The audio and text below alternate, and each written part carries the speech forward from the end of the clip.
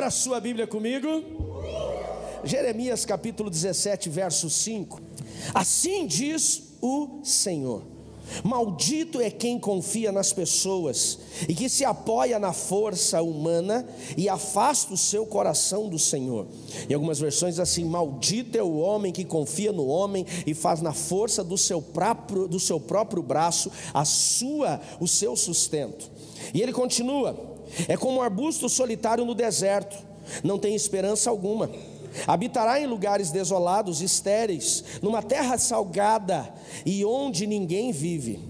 Porém feliz é quem confia no Senhor, cuja esperança é o Senhor. Então ele será como árvore plantada junto ao rio, com raízes que se estendem até as correntes de água. Não se incomoda com o calor, as suas folhas continuam verdes, não teme os longos meses de seca e nunca deixa de produzir frutos. O coração do homem é mais enganoso do que qualquer coisa e é extremamente perverso. Quem sabe de fato o quanto é mau? Eu, o Senhor, examino o coração e provo os pensamentos e dou a cada pessoa a devida recompensa de acordo com as suas ações. E ele habitará num lugar onde ninguém vive, quando ele confia em si mesmo ou nos outros. Se isso não fosse o suficiente, ele continua dizendo no verso 9, ele diz: o coração humano é mais enganoso do que qualquer coisa e é extremamente perverso. Liz, hoje Deus nos leva a fazer uma avaliação, de como nós estamos vivendo. Baseado nesse texto de Jeremias 17, eu falei alguns dias atrás do livro de Jeremias. Às vezes, lemos o livro de Jeremias e pensamos que o livro de Jeremias é um livro de juízo, mas o livro de Jeremias não é um livro de juízo. O livro de Jeremias é um livro de alerta, de misericórdia. O livro que declara juízo mesmo é Ezequiel. Se Deus tem falado muito ao meu ou ao seu coração no livro de Jeremias, é que Deus está nos alertando que coisa ruim está muito perto. E é exatamente esse o papel do profeta Jeremias e do livro que o Senhor o leva a escrever, dizendo assim: presta atenção no que está acontecendo, presta atenção no que está acontecendo. Quando chega, Elton, o livro de Ezequiel, que vamos dizer que é um ciclo após Jeremias, é um outro profeta após Jeremias, ali já é o livro do juízo, Deus já mostrando para eles, Samuel, por que eles estavam vivendo o juízo, por que eles já estavam no cativeiro. Então Jeremias, ele profetiza nos últimos anos antes do cativeiro de Israel ser levado, ou de Judá, melhor dizendo, ser levado para a Babilônia como escravos. Ezequiel, ele profetiza num povo que já está nos 70 anos de cativeiro. Quem está me entendendo, diga amém. Diga assim comigo: Jeremias vem antes de Ezequiel. E por mais que eu estou tentando fugir de Jeremias, Deus tem me levado a ministrar muito o livro de Jeremias, estudar muito o livro de Jeremias. E eu quero dizer para vocês, se Jeremias vem antes de Ezequiel, Jeremias, ele é um prenúncio do que pode acontecer de juízo. Eu, em nome de Jesus, quero declarar: não iremos chegar até Ezequiel. Você está entendendo? Não que você não vai ler ou que você vai rasgar Ezequiel da sua Bíblia, mas não precisamos chegar lá se nós ouvirmos o que Deus está falando em Jeremias. Agora, se nós rejeitarmos o que Ezequiel profetizou, vai ser palavra para mim e para você. Vamos entender um pouco o contexto do que Jeremias está falando no capítulo 17. Se você ler desde o verso 1, Jeremias mais uma vez está confrontando o povo, alertando o povo sobre suas escolhas. Quando eles, no capítulo 1, 2, 3, 4, 5, 6, 7, 8, 9, 10, 11, 12, 13 capítulos primeiros de Jeremias, nós vamos ver Deus usando Jeremias para anunciar um comportamento pecaminoso do povo, dizendo: Jeremias vai e compra um cinto, Jeremias vai e compra uma botija, Jeremias vai e compra um terreno. E ele dizia: assim meu povo que vai se quebrar, assim meu povo que está apodrecendo, assim é meu povo, assim é meu povo, assim é meu povo. E Jeremias entregava essas palavras na entrada da cidade, e o que o povo fazia? Rejeitava. Não rejeitavam só a palavra, mas rejeitavam o próprio Jeremias e diziam: você não é de Deus, essa palavra não é do Senhor. Temos profetas que estão nos dizendo coisas diferentes. Por quê? Porque eles não queriam ouvir o que Deus estava ministrando, eles queriam ouvir o que o coração deles desejava. Quem está aqui comigo ainda, diga amém. Tem muita gente procurando o que vai ouvir. E ele vai lá para o YouTube e ele escreve assim: palavras de motivação. Palavras de vitória. Como vencer? Ei, pare de ouvir o que você quer e comece a ouvir o que Deus está falando. O capítulo 17 de Jeremias é como se fosse uma virada de ciclo, Fernando. Uma virada de ciclo. É onde Deus agora vai trazer um confronto dizendo assim: olha, já deu com vocês. Vocês estão escolhendo o caminho, e este caminho está levando a um destino, e vai ser um destino de dor. Não é que Deus estava dizendo eu vou castigá-los, Deus estava declarando para eles: está chegando a hora da consequência. Quando ele diz, maldito é aquele que confia nas pessoas e se apoia na força humana, está exatamente no momento que agora a Babilônia já começa a marchar contra Judá. Nabucodonosor, que ainda não era rei, era general do seu pai, que era o rei da Babilônia, era o comandante do exército, ele já está marchando contra Judá. E as notícias começam a chegar, dizendo: olha, vem a Babilônia, vem a Babilônia. E Jeremias está lá na porta da cidade dizendo: eu estava avisando vocês, o negócio vai apertar, vocês são desobedientes, agora está vindo o juízo e a consequência das suas escolhas. O que Judá deveria fazer naquela hora? Se voltar ao Senhor e se dobrar diante do Senhor. O que a nação de Judá deveria fazer agora? Judá deveria se prostrar e dizer: Deus, o que temos que fazer? Mas eles não foram para Deus. O que Judá fez nessa hora? Judá começou a mandar os seus representantes, como se fossem seus cônsuls, como se fossem seus diplomatas, para as nações vizinhas, para contratar seus soldados e fazer alianças. O rei de Judá levanta os seus ministros e diz assim: vão para o Egito, façam aliança com o Egito, para que o Egito venha nos defender nessa batalha. Aluguem o exército egípcio para que eles venham nos guardar. Pegou um outro grupo e diz assim: vão para Tiro, vão para o reino de Tiro, contrate o exército de Tiro para que eles venham nos guardar. Eles começam agora a confiar nas suas alianças políticas, eles começam agora a confiar na influência, nos seus relacionamentos, nas suas amizades, nas pessoas, e eles não se voltam a Deus. Eles começam a confiar na expertise do seu braço, eles começam a confiar na proteção dos muros de Jerusalém.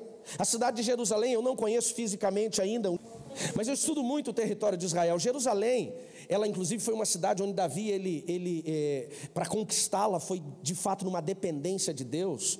Jerusalém, ela não tinha apenas muros fortificados, mas ela ficava numa posição de segurança, alta, no cume do monte, muito protegida.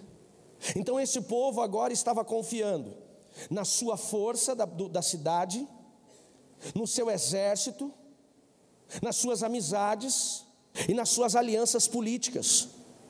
Por isso Deus levanta agora, Paula, Jeremias, para dizer para eles: ei, são tolos. Duro será para vocês, doloroso será para vocês. Por quê? Porque vocês estão confiando nas pessoas, estão confiando na sua força. Ele está dizendo assim: pare de confiar nas suas alianças, parem de confiar nos muros da cidade. Por que Deus permite que os muros da cidade de Jerusalém sejam colocados ao chão? Por que Deus permite que os portões sejam colocados ao chão? Deus permite porque a confiança deles já não estava mais em Deus, estava na fortificação da cidade. Quem está entendendo, diga amém. Deixa eu dizer com muito amor e carinho, Binho, tudo aquilo que nós colocamos no nosso coração que vá além de Deus, nós infelizmente vamos entender e reconhecer no meio do caminho que confiamos errado. Deus falou: malditos são os que estão agindo desta forma. Ele diz: porque eles serão secos, o que eles vão gerar vai secar, o lugar que eles vão habitar vai ser um lugar seco, ninguém vai morar onde eles vão habitar. Por quê? Porque vai ser um lugar de dor. E eu quero fazer uma pergunta retórica: onde está o meu e o seu coração? Em que nós estamos confiando? Tem um texto da Bíblia que diz: uns confiam em carros, outros em cavaleiros. Onde nós estamos colocando a confiança do nosso coração? Deus nos chama a atenção para uma mudança de comportamento, para uma mudança de atitude. Onde está a nossa confiança? Às vezes nós estamos colocando confiança num projeto que vai acontecer lá na frente. Às vezes estamos colocando a confiança numa promessa que alguém fez que vai acontecer lá na frente. Às vezes nós estamos colocando a confiança numa herança que está para receber, numa porta que disseram que vão abrir. Ei, deixa eu dizer, se Deus não agir, nada daquilo que disseram para você que vai acontecer, acontece.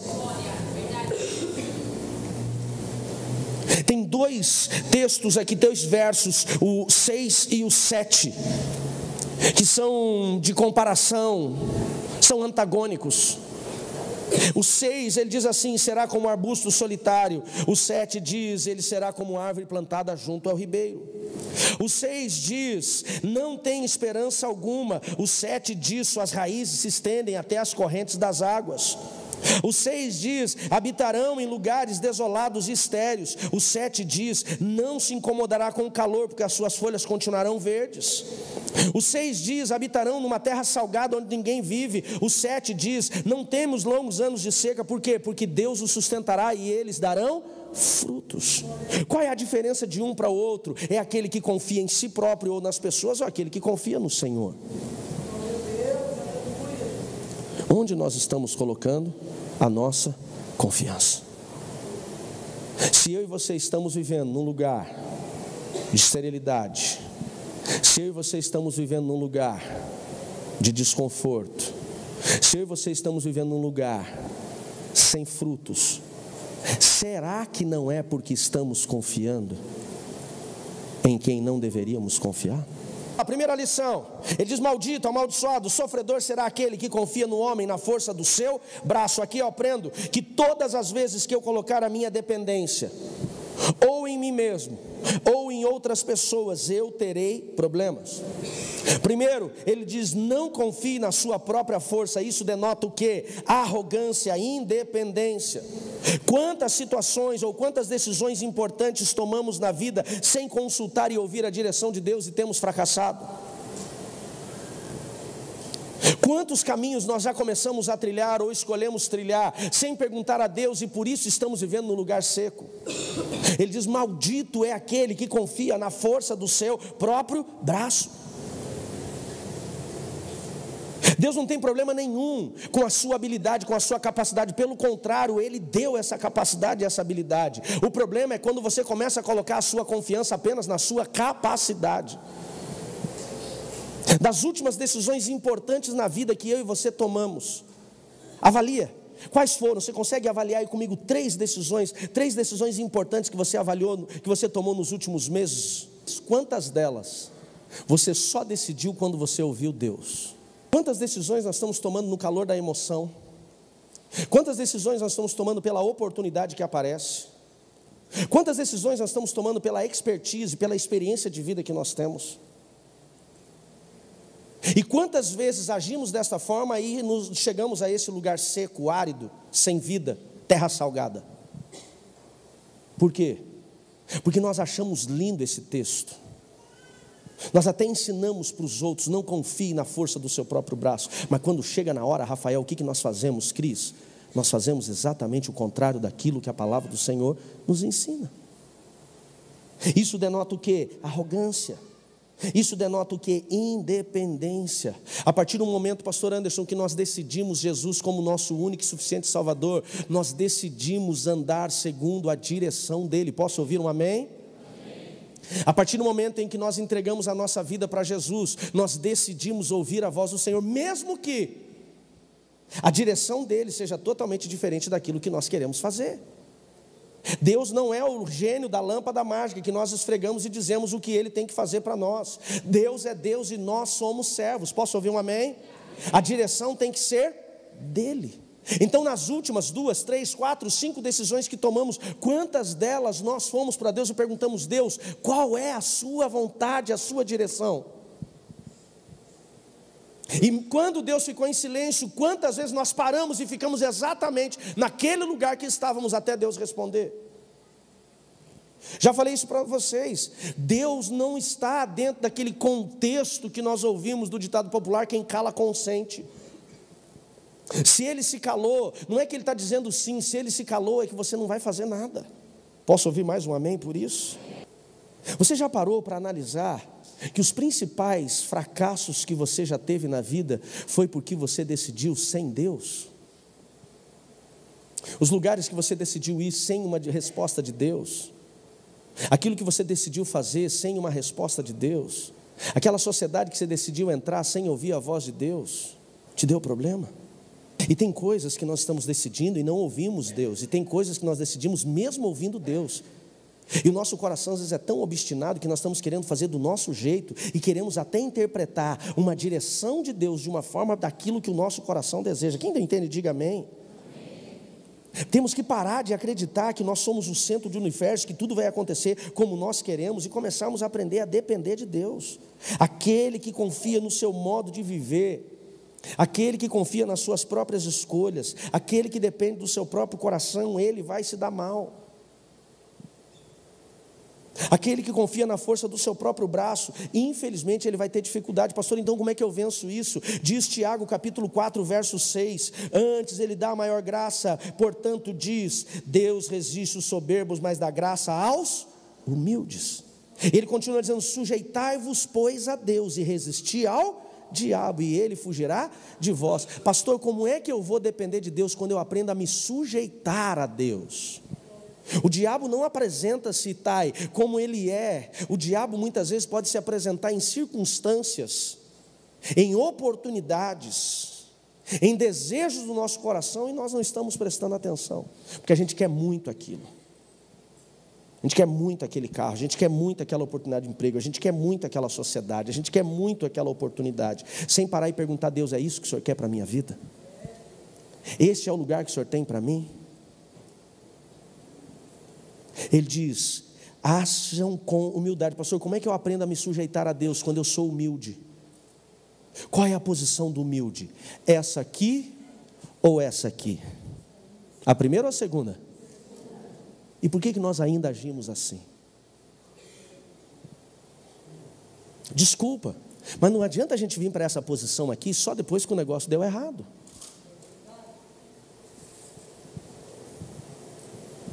Nós precisamos estar nessa posição antes de tomar a decisão. Então coloca lá, pastor, como é que eu me sujeito a Deus? Primeiro passo para a sujeição a Deus, humildade, seja humilde diante do Senhor. Pastor, como é que eu me sujeito a Deus? Ele diz, achegai-vos a Deus e Ele se achegará a vós. Busque intensamente a Ele. Mas qual que é o nosso problema? Nós só vamos até Deus quando a gente tem um problema. A gente só vai até Deus quando a gente está desconfortável. Só vai até Deus quando as coisas dão ruim. Tem gente que quando chega o deserto, quando vem a tempestade, aí ele ora 24 horas por dia. Será que Deus vai ter que nos levar ao lugar do deserto constantemente para a gente poder estar nesse lugar de intimidade? Ele diz, achegai-vos a Deus e Ele se achegará a vós. Diga assim, o primeiro passo é meu. Primeiro eu me achego, depois Ele se achega. Por quê? Porque Ele não vai insistir numa coisa que você não quer. Buscar a Deus intensamente. Quando eu tenho humildade, eu entendo a posição de Deus e eu vou a essa posição em humildade dizer, Deus, qual é a sua vontade? Para onde o Senhor quer me levar? Qual é a direção que eu devo tomar agora? Aprender a depender. Dependência é aprender a ouvir, dependência é entender o tempo. Humildade e busca intensa. E ele continua dizendo ainda, chegai-vos a Deus, Ele chegará a vós. Limpai as mãos, pecadores, vós de duplo ânimo, purificai os vossos corações. Terceiro passo, matar a carne. O que é a carne? É a alma corrupta do homem. É aquilo que nos corrompe, que nos afasta do Senhor. Pastor, então o que eu tenho que viver? Humildade, busca intensa e matar a carne. Onde eu vou ouvir a voz do Senhor. Tem gente que está até perguntando, Deus, o que eu devo fazer? E não está ouvindo, por quê? Porque a sua carne está bradando demais para que ele ouça a voz do Espírito Santo. Vamos de novo, qual é a primeira lição, pastor? Maldito é aquele que confia na sua própria força. Segunda lição, anota lá. Não confie demasiadamente na força dos outros. Cuidado quando você confia na força dos outros. Cuidado quando você está dependendo dos outros. Cuidado quando a sua confiança está na palavra dos outros. Cuidado quando a sua confiança está no tempo dos outros. Cuidado quando a sua confiança está na porta que os outros vão abrir, nas oportunidades que vão chegar. Ele não tem dificuldade com vida financeira porque ele pensa, não, porque se apertar aqui, eu tenho meu pai, eu tenho minha mãe, tenho meu vizinho, eu tenho meu patrão, porque se isso daqui vai abrir outra porta ali, ei, nós precisamos aprender a deixar de confiar em nós mesmos e deixarmos de confiar nos outros.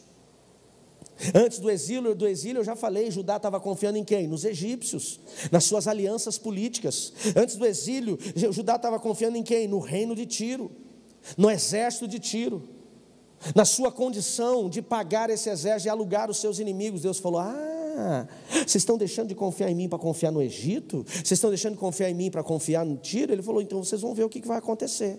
Foi Deus que azedou o coração dos egípcios, para os egípcios não lutarem por eles? Não. Eles colocaram a confiança no lugar errado. E quando o rei da Babilônia veio, o que ele fez? Ele exterminou até o Egito, ele exterminou até o exército de Tiro. Por quê? Porque a consequência dos erros deles não seria livrada por ninguém, a não ser que fosse por Deus. Mas eles eram soberbos demais, arrogantes demais, para depender do Senhor. Precisamos aprender a depender de Deus de tal nível que não importa qual a nação que estamos, não importa o que está acontecendo ao nosso redor, mas precisamos entender, Deus vai me sustentar.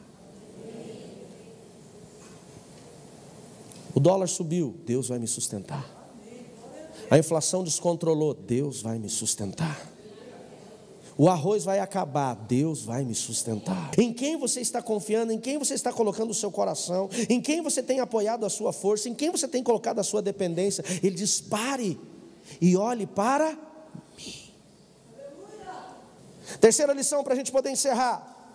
Ele diz lá no verso 9, o coração do homem é mais enganoso do que qualquer coisa e é extremamente perverso. Quem sabe de fato o quanto ele é mau? Por que nós precisamos analisar a relação com os outros e a dependência de nós mesmos? Porque quem faz esse filtro de escolhas, em caminhar com o outro, em depender dos outros, e depender da nossa própria força, é o nosso coração, que na verdade não está aqui, é a nossa alma, é o nosso intelecto. E qual é o problema da nossa alma? Abra a tua Bíblia comigo lá em Tiago capítulo 1, verso 21. Vai lá para a gente entender o problema do coração do homem.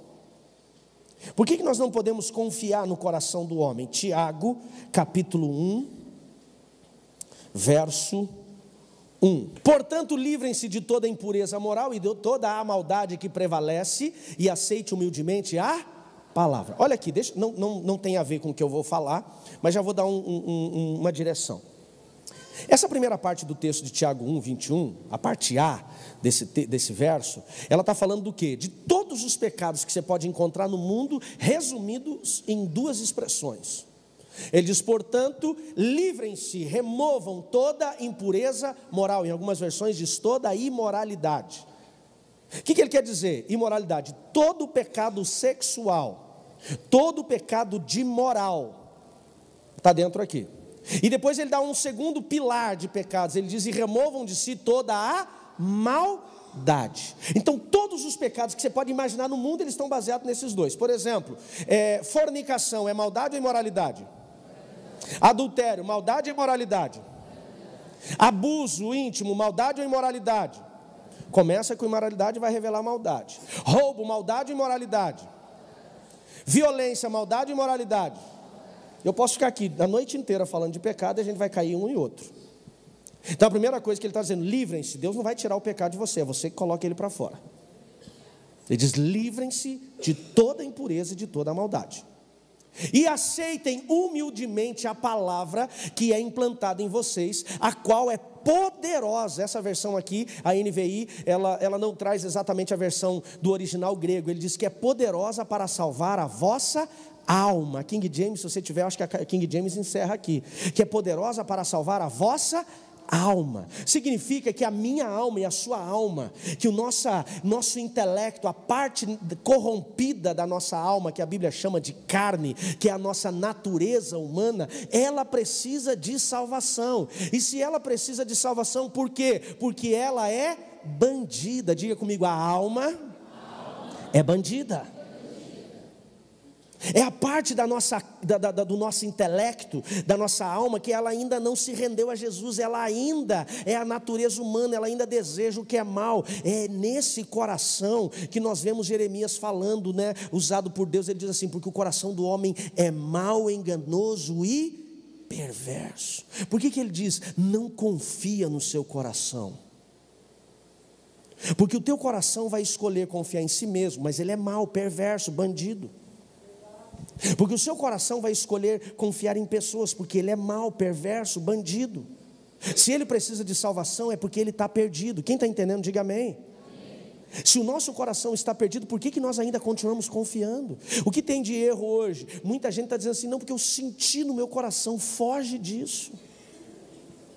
Foge dos sentimentos e anda na direção e no discernimento para onde Deus vai me levar. Nós precisamos aprender, amados, a ouvir Deus e depender de Deus nas pequenas coisas, porque se não aprendemos a depender de Deus nas pequenas, não conseguiremos depender nas grandes. Quem está aí ainda, diga amém. Olha aqui para mim, pastor, me dá um exemplo. Você vai fazer uma compra, comprar uma roupa. Você já experimentou entrar na loja, experimentar a roupa, gostar da roupa, mas antes de comprar perguntar para Deus? Que isso, pastor? Não precisa dessas coisas. Experimentou entrar numa loja de sapato, experimentar 10 pares diferentes, escolher 5, e na hora de comprar os 5, você perguntar para Deus se deve levar os 5 ou só um? Aí, pastor, Deus me conhece, Ele vai mandar os 5, será mesmo? Eu sei que tem gente que está pensando e fala, não, pastor, você está de brincadeira, para com isso. Eu vou perguntar para Deus agora, se eu devo comprar esse casaco ou não. Deus é mais ocupado do que isso. Eu sei que tem gente pensando isso. Só que se nós não aprendermos a depender de Deus nas coisas pequenas, nós não vamos depender de Deus nas coisas grandes. Você está entendendo? A Bíblia diz, seja fiel no pouco e sobre o muito eu te colocarei. Se nós não aprendermos a tomar decisões e começar a entender, Deus, para onde o Senhor quer me levar? Deve ser assim? Eu vou fazer esta viagem?